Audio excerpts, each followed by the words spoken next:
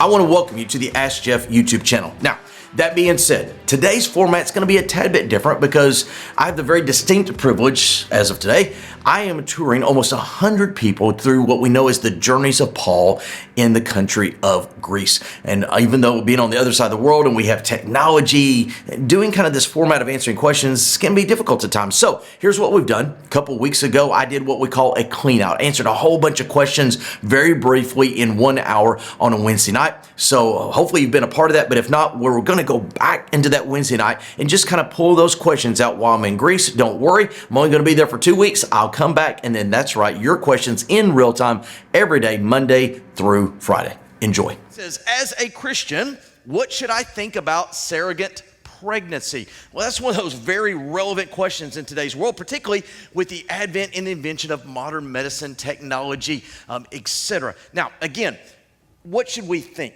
I would argue, whether it is this question or any other question, what we should think is, what does the scripture say? What does the Bible teach us? And yes, this is one of those subject matters, like many others that are in part of our contemporary society, that are not explicitly mentioned in scripture just due to the lack of availability, etc. So all that being said, what do we say this scripturally? Well, a surrogate pregnancy is one that cannot be done by oneself, that obviously somebody else has come alongside to facilitate therein.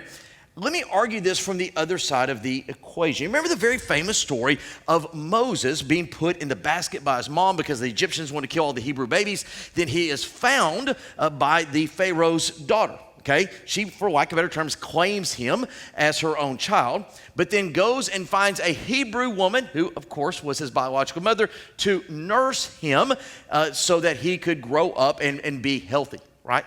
In other words, this young lady did not have the physical capabilities of doing what needed to be done for this child to grow up physically properly, so she had to go outside of herself to get a little help. And so at the end of the day, I think biblically speaking, the question is, what should a Christian think?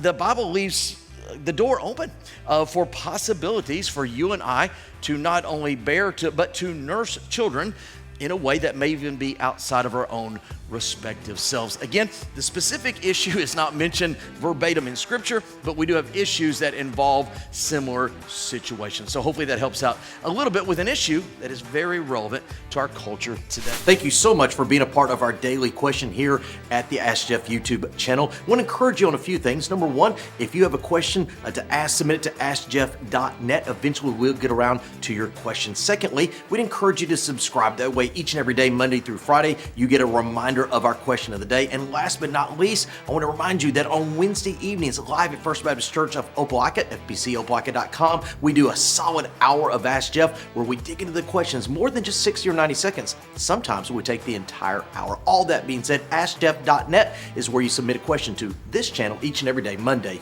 through Friday.